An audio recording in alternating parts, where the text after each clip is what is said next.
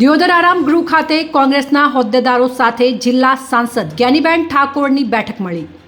19મી ઓક્ટોબરે ઉત્તર ગુજરાત ઠાકોર સમાજ દ્વારા પાટણનું પ્રગતિ મેદાન ખાતે જિલ્લા સાંસદનો ભવ્ય સત્કાર સમારોહ યોજાશે।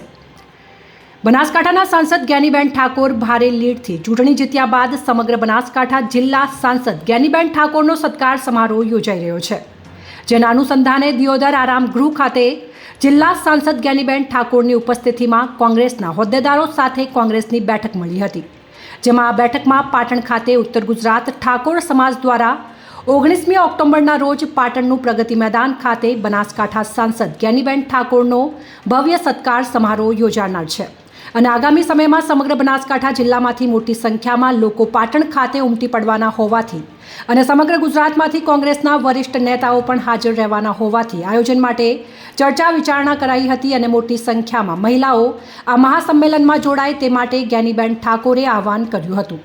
આ બેઠકમાં જિલ્લા કોંગ્રેસ પ્રમુખ ભરતસિંહ વાઘેલા, દિયોદર રાજવી ગિરિરાજસિંહ વાઘેલા, તાલુકા કોંગ્રેસ પ્રમુખ નરસિંહભાઈ દેસાઈ, પૂર્વ ધારાસભ્ય શિવાભાઈ ભૂરિયા, જાડા સરપંચ અમીભાઈ દેસાઈ વગેરે કોંગ્રેસના કાર્યકરો મોટી સંખ્યામાં ઉપસ્થિત રહ્યા હતા અને કાર્યક્રમને સફળ બનાવ્યો હતો।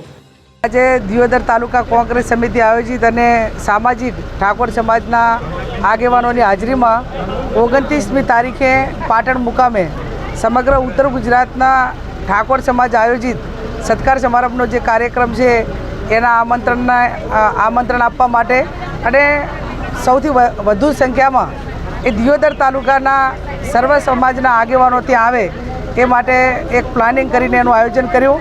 સૌએ હાજર રહી અને પોતપોતાની રીતે દરેક ગામોમાંથી તાલુકા પંચાયતની સીટ, જિલ્લા પંચાયતની સીટ એ આગેવાનોએ જવાબદારી લઈ અને મોટી સંખ્યામાં 1000થી પણ વધારે એ દિયોદરથી પાટણ મુકામે 29મી તારીખે પ્રગતિ મેદાન ખાતે આવી અને બનાસકાંઠાનું ગૌરવ વધારશે એ બદલ તાલુકા કોંગ્રેસ સમિતિનો આભાર। બેન, સંમેલન એટલું મોટું છે કે કંઈક આગામી સમયમાં મોટા સમાચાર મળવા જઈ રહ્યા છે? અત્યારે જે છે એ કામ કરવાનું છે।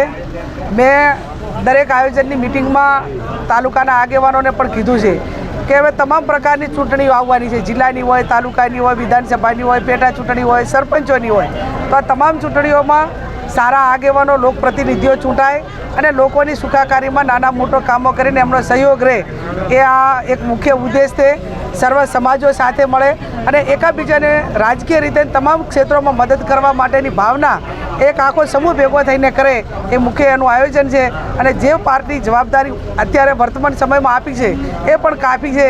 કોંગ્રેસ પાર્ટી અને મારા જે આગેવાનો જે જવાબદારી સોંપશે એ લોકલ લેવલે જે કામ કરવાનું છે કરશે।